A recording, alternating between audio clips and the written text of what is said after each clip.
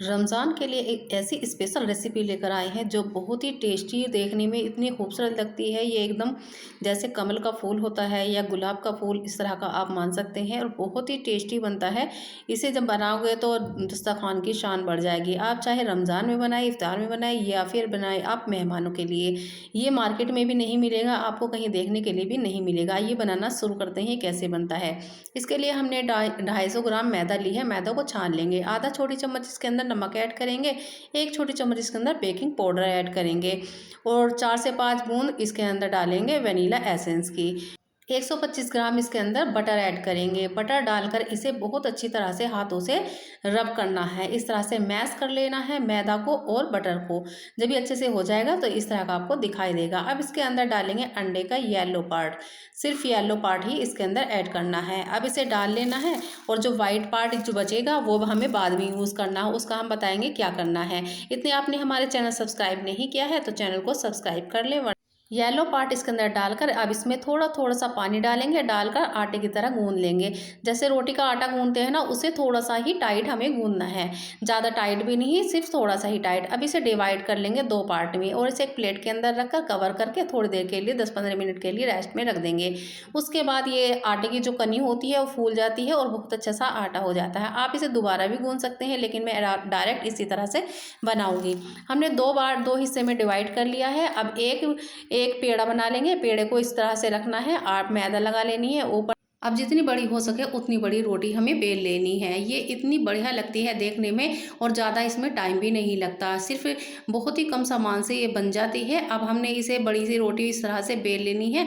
अब इसके ऊपर दोबारा से हमें आटा लगा लेना है, जिससे इसमें अच्छे से हमें जो फ्लोर बनेगा ना वो एकदम खिला खिला बनेगा।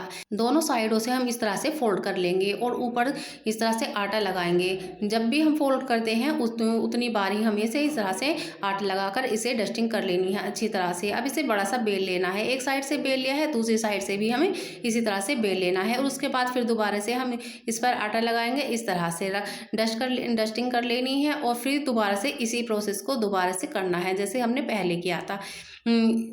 इससे क्या होता है, बहुत ही इसकी जो पत्तियां बनेंगी ना गुलाब की, वो बहुत ही ज़्यादा एकदम फूली फूली क्रिस्पी बनेगी। और अब इसे बड़ा सा बेल लेना है, जितना बड़ा हो सके उतना बड़ा।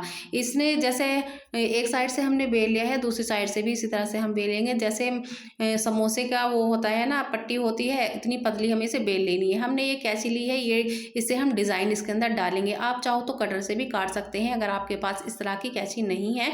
अब इस रोटी के चारों साइड से हम इस तरह से चौकोर इसे कर लेंगे। चौकोर हमने रोटी बनाई है, गोल रोटी नहीं बनानी, चौकोर बनानी है। इसकी पट्टी इस तरह से इकसार कर लेनी है। आप चाहो तो स्केल से इसे नाप भी कर सकते, लेकिन हम अंदाजे से इसी तरह से सीधी इसे काट लेंगे। इसमें इस तरह का डिज़ाइन आपको दिखाई देगा। और ये 2 से 2.5 इंच चौड़ी हम पट्टी काटेंगे। सीधी सीधी पट्टी काटनी है। आप जितना बड़ा फ्लोर बनाना चाहो उतना बड़ी आपको पट्टी काटनी है उसी हिसाब से। यानी कि ये जो फ्लोर की पत्तियां होती है ना, वो पत्तियां हम इसमें बनाएंगे। पहले हम हल्का हल्का सा निशान लगा लेंगे और निशान लगाने के बाद इस तरह से कट कर लेंगे। ये बहुत ही खूबसूरत लगेंगी पत्ती। और इस बात का ध्यान रखना है, ये जैसे समोसे की पट्टी होती है ना, उतना पतला ही आपको इसे बेल लेना है। अब से चौकोर पीस में इस तरह से कट कर लेंगे। आप देख सकते हैं कितना प्यारा इसके अंदर डिज़ाइन आया है। अगर आपके पास इस तरह की कैंची नहीं है तो आप सिंपल पत्ती भी बना सकते हैं कटर से काट कर या फिर चाकू से, नाइफ से काट कर। और अब हमने ये सारे पीस बनाकर तैयार कर लिए हैं। इस तरह से एक पीस में दिखाएंगे कट लगाकर। चारों तरफ से थोड़ा थोड़ा सा कट लगाना है, बीच का हिस्सा थोड़ा सा हम इसमें छोड़ देंगे। और इसी तरह से जितनी भी हमें फ्लोवर बनाने हैं इनकी पत्तियों में, सभी पत्तियों में इस तरह से हमने कट लगा लिया है। अब दिखाते हैं आपको क्या करना है। इस तरह की पट्टी आपको दिखाई देगी। ये बीच में से बिल्कुल जॉइंट जो है बीच में से जुड़ा हुआ है और चारों तरफ से थोड़ा थोड़ा कट लगा दिया है। अब जो हमने अंडे का येलो पार्ट हमने उसके बैटर के अंदर डाला है और जो वाइट पार्ट था वो बीच में रखते जाएंगे और इस तरह से पत्ती ऊपर नीचे रखते जाएंगे। इससे क्या होगा, ये ग्लू का काम करेगा। इससे जॉइंट जो है अच्छे से चिपक जाएंगे। जितना बड़ा आपको फ्लोर बनाना हो, 3 पत्ती रखें या 4 पत्ती, इस तरह से आप ऊपर नीचे रखते चले जाएं, उतना ही फ्लोवर बड़ा आपका बनेगा।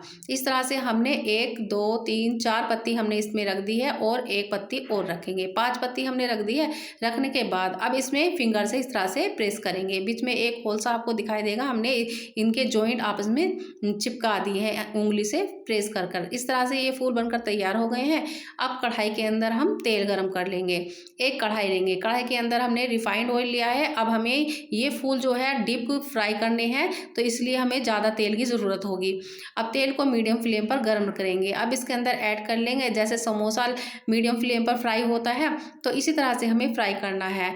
अब ये हमने फूल डालते ही इसके अंदर एक ऊपर से स्टिक रखेंगे। गोल गोल साइज़ की स्टिक होनी चाहिए। आपके पास कोई भी नाइफ वगैरह, कोई स्पैचुला वगैरह, कोई भी जो भी हो वो इसके ऊपर रखिएगा इस तरह से, और थोड़ा सा प्रेस करके दबाना है, और स्पैचुला से इस तरह से थोड़ा थोड़ा ऑयल इसके ऊपर डालते रहना है, घुमाते रहना है धीरे धीरे, और इसके ऊपर तेल डालते रहेंगे। डालते डालते ही ये फूल की जो पत्तियां हैं ना, एकदम खिलती चली जाएंगी और बहुत ही अच्छा ये फूल बनेगा। और जो हमने स्टिक से इसे दबा रखा है, इस तरह से इसे बीच में दबा के ही रखना है और धीरे धीरे घुमाते रहना है। तो इस तरह से आप बनाओगे तो बहुत ही खिली खिली पत्ती बनेगी। और अब इसे छोड़ देना है, और अब इससे ये अच्छा सा कलर आ जाएगा, लाइट गोल्डन कलर। तो इसकी साइड को हमें चेंज कर देना है, नीचे की साइड, ऊपर की साइड भी अच्छे से हल्का सा कलर आ जाएगा। इतना ही हमें फ्राई करना है, ज़्यादा डार्क कलर नहीं लाना, वरना ये देखने में अच्छा नहीं लगेगा। अब इसमें लाइट कलर आ गया है, देख सकते हैं कितना खूबसूरत सा इसके अंदर कलर आ गया है। अब इसे हम बाहर निकाल लेंगे। थोड़ा सा अगर आपको लगे हल्की सी पत्तियों के अंदर से कच्चा सा दिखे, तो थोड़ा थोड़ा तेल डालकर इसे अच्छे से फ्राई कर लें।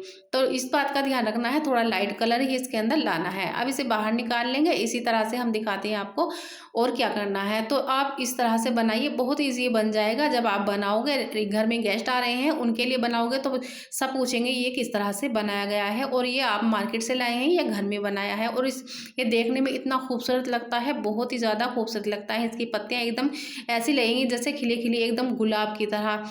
और आप इसे कमल का फूल भी कह सकते हैं या गुलाब का फूल भी कह सकते हैं। इसी तरह से हमें दूसरा पीस भी फ्राई करना है। बीच में एक स्टिक रख लेनी है, आप कोई भी चीज़ ले सकते हैं, और तेल हमें ऊपर से डालते रहना है, डालते डालते ही। और हाँ, एक बात का और ध्यान रखें, तेल का जो हीटिंग जो है वो इतनी होनी चाहिए, ज़्यादा तेज़ गर्म भी नहीं होना चाहिए और ज़्यादा कम भी नहीं, तो तभी ये फूल जो है अच्छे से खिलेगा। अगर ज़्यादा ठंडा तेल सा होगा तो उसके अंदर भी पत्ती जल्दी से नहीं खिलती है, और तेज़ होगा तो इसका कलर चेंज हो जाएगा, ज़्यादा डार्क हो जाएगा। अब इसकी साइड को भी नीचे से हल्का सा फ्राई कर लेना है, जैसे हमने पहले बताया था। ये दोनों फूल हमने करके दिखा दिए हैं। इसी तरह से आपको सारे फ्लावर फ्राई करने हैं, ये बहुत ही टेस्टी लगते हैं। अब इसे हमें बताना है इसके ऊपर क्या करना है। थोड़ा सा हम चेरी लगाएंगे, चेरी रखकर इसके ऊपर क्या होगा, इसकी खूबसूरती और भी ज़्यादा बढ़ जाएगी।